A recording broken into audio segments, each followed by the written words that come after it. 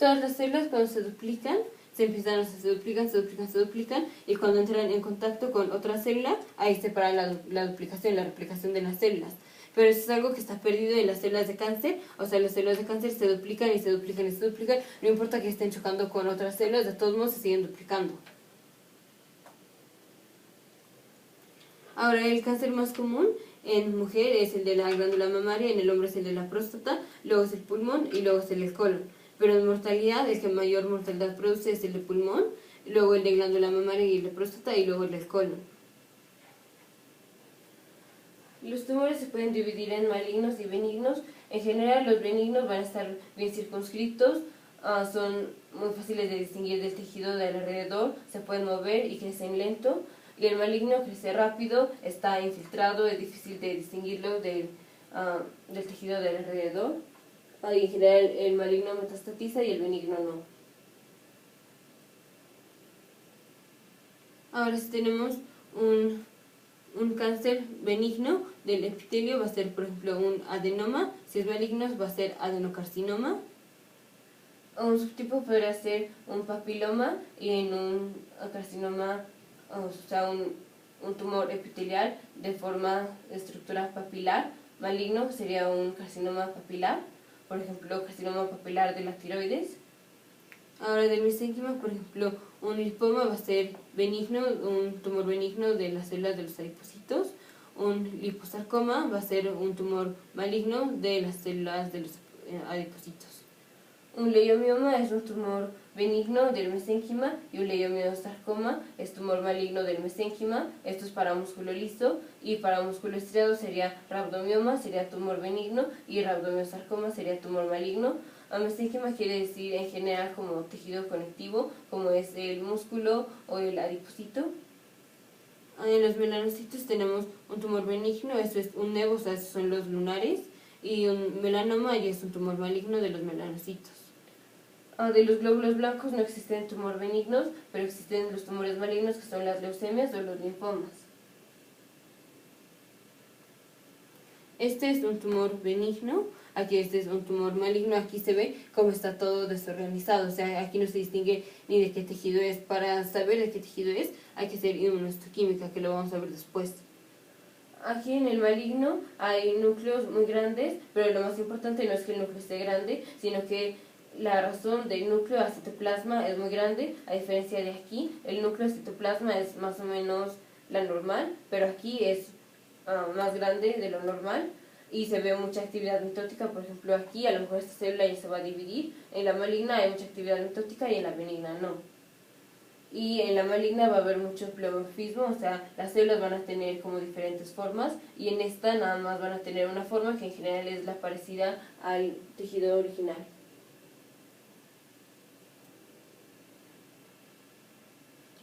Ahora, hay varias etiologías del cáncer. Una, por ejemplo, es hiperplasia preexistente. Por ejemplo, en el esófago de Barrett es que se le está poniendo un estrés a las células del tercio distal del esófago. O sea, por ejemplo, en la enfermedad de reflujo esofágico, ahí se les está poniendo un estrés, pero diferente al que están acostumbradas esas células. Esas células están acostumbradas a estrés como de rozamiento. Esas son células escamosas. Pero cuando ahora el estrés es un estrés químico, entonces van a cambiar. Bueno, primero tienen hiperplasia, o sea, hiperplasia de células escamosas. Luego va a haber una metaplasia, en donde van a cambiar de un tipo de epitelio a otro. O sea, en lugar de ser células escamosas, van a ser células glandulares o células columnares. Después de la metaplasia, si sigue habiendo el estrés, va a haber displasia, y luego finalmente puede haber proliferación de esas células, en donde ahora ya sea el cáncer, es cáncer de tercio distal del esófago, que viene por preexistencia del esófago de Barrett. Otra etiología es que no esté regulada la apoptosis. Esto es, la apoptosis es la muerte celular, le dicen muerte celular programada. A nosotros no nos gusta decirle programada, porque eso quiere decir que ya sabemos que ya está programado cuando se va a morir la célula. No es que esté programada, es una muerte condicionada. O sea, si pasan tales cosas, finalmente la célula se va a apoptosear, se va a morir. Un mecanismo de apoptosis es adentro de la mitocondria hay una molécula que se llama el citocromo C, y una molécula que es el BCL2 impide que el citocromo C se salga de la célula, se salga de la mitocondria al citoplasma. si hay mucho citocroma en el citoplasma, eso va a activar a las caspasas, y las caspasas finalmente son las que van a hacer la apoptosis y van a activar a proteínas que rompen al DNA y todo eso. Si tenemos una mutación que hace que haya mucho BCL2, el BCL2 impide que el citocromo C se salga de la mitocondria al citoplasma. Y si no hay citocromo C en el citoplasma, entonces no se van a activar las caspasas y entonces no va a haber apoptosis y entonces la célula se va a seguir duplicando y duplicando y duplicando. Otra etiología es que haya mutación en los genes supresores de tumores. Estos primariamente son el P21, el P53 y el retinoblastoma. Estos son como guardianes del ciclo celular, o sea, impiden que la célula que tiene muchas mutaciones, si todavía hay muchas mutaciones, que el ADN polimerasa no tuvo la oportunidad para corregirlas, o sea, después de la actividad de proofreading. Estos genes supresores de tumores codifican para las proteínas que son el retinoblastoma y el P53, que impiden que pasen de la fase G1 a la fase S, a la fase de síntesis. Entonces, si hay mutación de uno de estos genes, no pasa nada, porque el otro gen todavía suprime que pase de G1 a S, pero si hay mutación de los dos genes, es cuando entonces puede haber cáncer. Entonces, se necesita que haya una mutación en cada uno de los genes supresores de tumores para que se inicie el cáncer.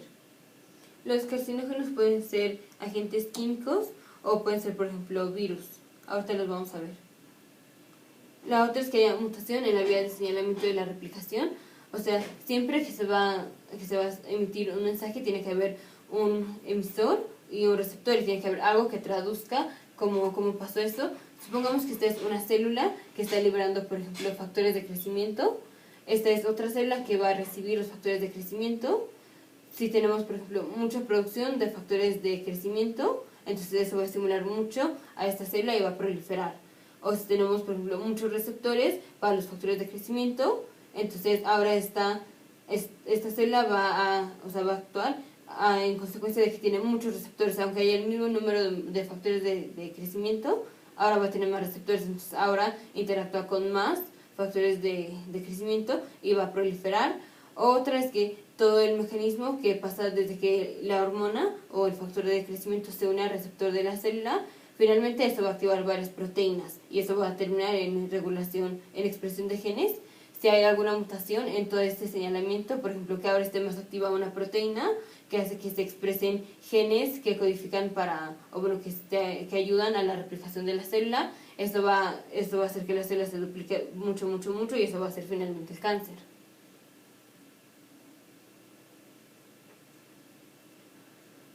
La telomerasa es una proteína que cuando no hay cáncer está muy poco expresada. La telomerasa es una RNA polimerasa dependiente de RNA. Tenemos el cromosoma y al final del cromosoma hay la parte que se llaman los telómeros. Los telómeros son secuencias de DNA que no codifican, pero ayudan porque en cada división celular se acorta un pedacito y ese pedacito es de la parte final del cromosoma, o sea, del telómero.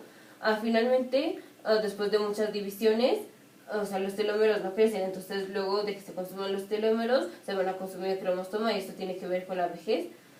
Pero si tenemos mucha actividad de la telomerasa, por ejemplo en el cáncer, entonces todo el tiempo se va agrandando el telómero y entonces aunque haya muchas divisiones, la célula no se muere nunca. Entonces las células de cáncer tienen mucha expresión de la telomerasa.